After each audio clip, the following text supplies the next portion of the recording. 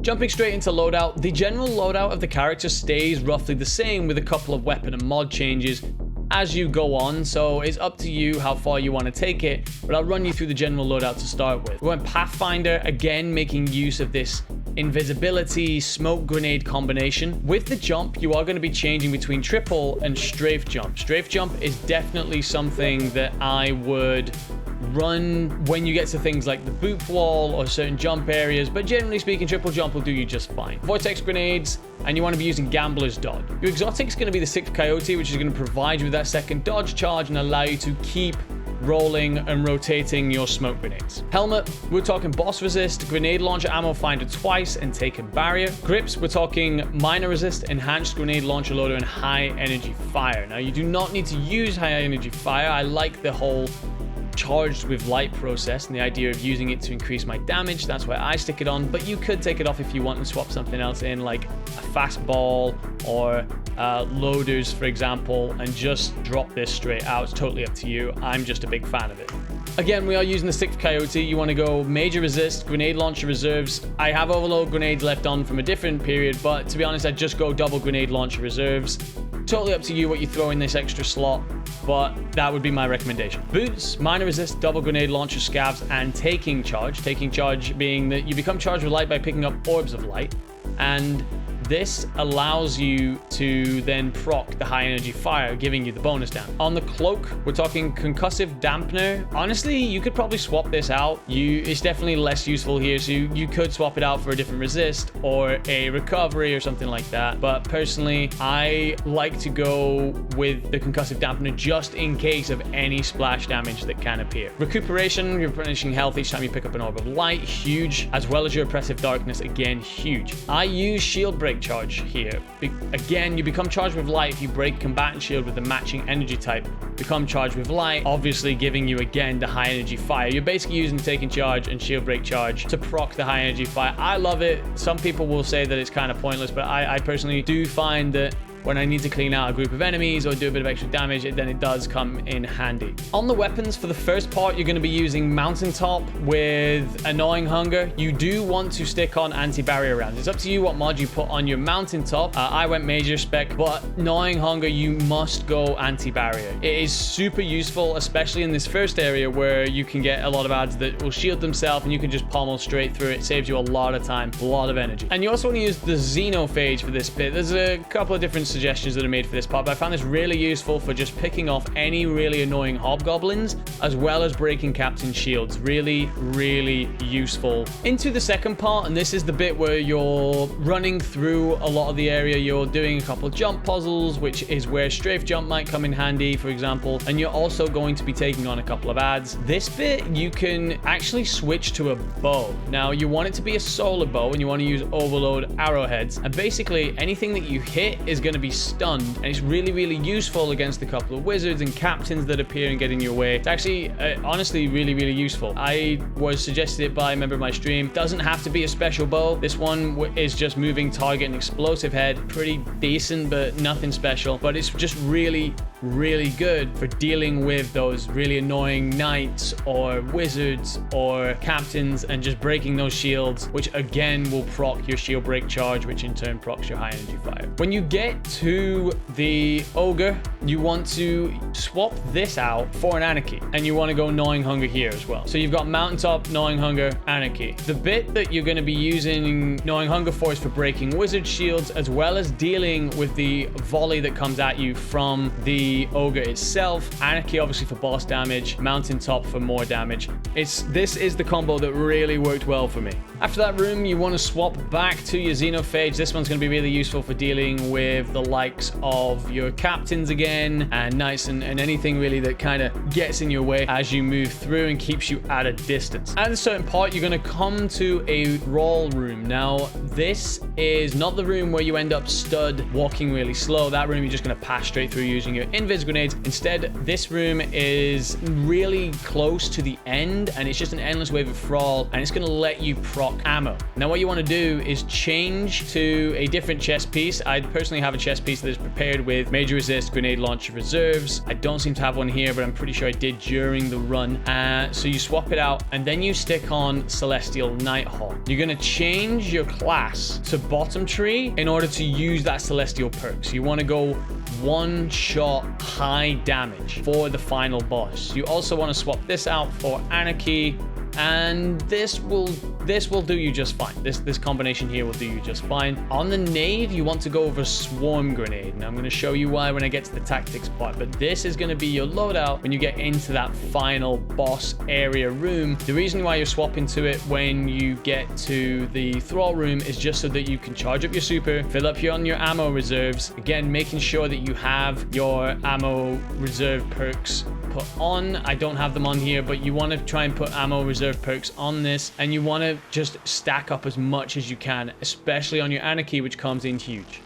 As for strategy, in the first room is honestly just bring a map. Like, have a Google map up alongside you. That will save you a ridiculous amount of time. If you can take fights at a distance, do it. Don't get close to phalanxes. If you think for even half a second that there's a lot of numbers of ads around you, use a smoke grenade. There's no point taking any risks, and it's just worth making sure that everything's done nice and cleanly. If you feel like you need to use a tether to group a lot of ads that are in front of you, do it. There's no reason to keep a hold of it at this point. Whilst you're in that first room, when you come across the phalanx boss, make sure you shoot out his Axion volley every single time. Do not risk it killing you and wasting your entire run. Just pull out your gnawing and polish off the Axion dart that is headed your way. On that second part, the part where you're running through a lot of the map, take your time with your jumps, make sure that they stick. And when you get to that area where you're walking along ceiling beams that are like left in that you've got to do, when you go in, there's going to spawn in 2 ogres on the right hand side. Kill them and then head towards their location. What you want to do is let the other ogres that are coming next spawn in so you can just kill them from a safe platform from a distance. You do not want to be stood on those beams when the ogre spawns in. Every time you get to the next safe platform, the next ogre will spawn in. Stick on a bow, stick on whatever ranged weapon you want to use, and just kill it from a distance. Doesn't matter if it takes time, doesn't matter if it uses up a hell of a lot of ammo. Just kill them from a distance. You do not want to risk being stood on that beam and being pushed off. Thrall room is nice and simple. Just literally smoke at your feet, keep moving, shade step near another thrall, smoke at your feet, and just keep moving. It's really, really simple. Doesn't require you to do anything special. When it comes to the ogre, the way I did this and the way that I highly recommend for a lot of people, I actually got through this room first time without dying. A lot of my stream were actually quite impressed for once. Use your gnawing hunger to clean up ads, and you rotate around the room. So always have your smokes, keep that cycle, first group, second group, third group, fourth group, and just keep rotating. Doesn't matter how many times it takes, just get in, get out. Next group, keep going around until you're left with just the wizards. Then don't kill them, break their shields and get them to a low amount of health. I personally dropped them to finish so that I could just run up and press the finisher button, just in order to make it an even quicker and cleaner kill. Once you have got all 4 wizards down to low health, then you go and kill them all and pick up their orb, their sphere, which you dunk it far away from the ogre as you can get. Then pull out your gnawing hunger immediately, because he's going to fire a lot of Axion darts at you. I'm going to pop all of those darts, then stick 3 Anarchy bolts onto the ogre. You can go 2 on the ogre, 1 on the floor, or 3 on the ogre, or some people say 2 on the ogre, but I always go with a 3rd one just in case. That will continue to tick whilst you nail it with your tether and your mountaintop. You will likely need at least 2 waves of damage. Always play it safe. As soon as another Axion volley comes out, pull out your gnawing hunger and clean it up. Do not be trying to not pull out your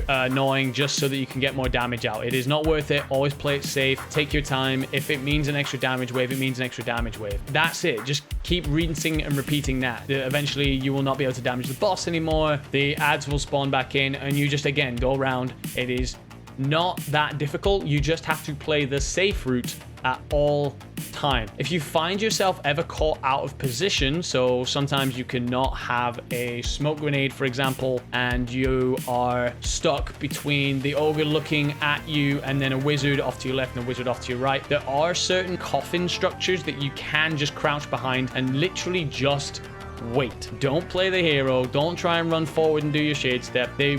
have this insane tracking ability that can murder you the second they lock onto you, so you really just worth taking your time here and playing safe. The next part is pretty simple. Just follow through and then get to that Thrall room where, again, you're going to change to this loadout and you're going to stack ammo. And then from there, actually, it's up to you. So there's two different paths you can take. The first one is to follow the route round to the right and lead you to Boop Wall. This is obviously very doable. It's just like any Boop Wall. I just absolutely hate them, so I went with a shortcut instead. It's not the worst Boop Wall in the world. The first time I ran through this, when I did it just solo, I went straight through the Boop Wall with no problems. I would recommend pulling out your mountaintop and don't run out onto the wall yet. Look further down and you will see a hobgoblin kind of halfway along the wall, like embedded in the wall. Kill that one and then look at the far end and hit that one as well. Those two otherwise will cause you major grief if you try to sprint out across that wall. If, like me, you think that Boop Walls suck and you don't want to go anywhere near them, there is actually a different route for you. And what you do is, instead of turning right, you follow the staircase off to the left. You jump up on top of a lamp, and then you want to jump up onto a ring that is dangling, well, over a death drop. This next bit, you have to get the jump right, otherwise you die, you lose, and trust me, I know, because I did it. What you're doing is you're going to stand on this ring, you're going to sprint and hit jump. You are going to want to be on triple jump, and then you're going to want to aim for the far right wall. The reason you're aiming for there is because there's actually a ledge that sticks out before you can actually get to the stairs. You are kind of jumping blind, and I would recommend that if you die, you instead spend some time learning this jump so that you can come back and get it right the next time. But it's literally just a jump at the far right wall as far as you can possibly carry yourself. You can make it. I did. You will be fine as long as you have practiced this jump beforehand. And the boss room is really quite simple in theory, but you also can't get it wrong. So you want to start off by putting 2 anarchy balls onto each knight. Then you want to throw a grenade immediately at one of the spots where the ads spawn. You pull out your mountaintop, and then you mountaintop the remaining ads that are at the place where you threw the grenade. Some people will say throw the grenade one place, put a mountaintop the other side. I personally prefer just making sure that one side is completely clear, and that way I avoid any scions multiplying and me ending up getting overwhelmed in the end. Anarchy onto the knights, then immediately grenade and mountaintop one side and run to that side, because the knights will be on top of you if you haven't moved. If you want to run to that side where you've just killed all the ads, then jump across the middle of the room, cleaning up the remaining ads on the way, reload your anarchy, chuck a load more anarchy down onto the knights and the room, and then it will kill pretty much everything, scoop up the 3 balls that they drop. You need to have all 3 in order to make sure the plan works. You're then going to pop